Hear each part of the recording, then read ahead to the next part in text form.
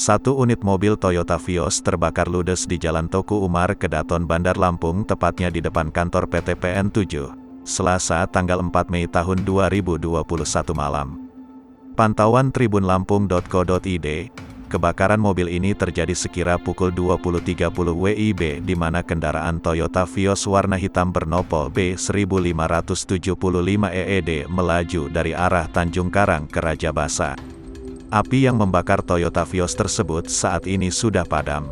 Kendati demikian, akibat peristiwa ini kemacetan terjadi baik arah ke Raja Basa maupun sebaliknya.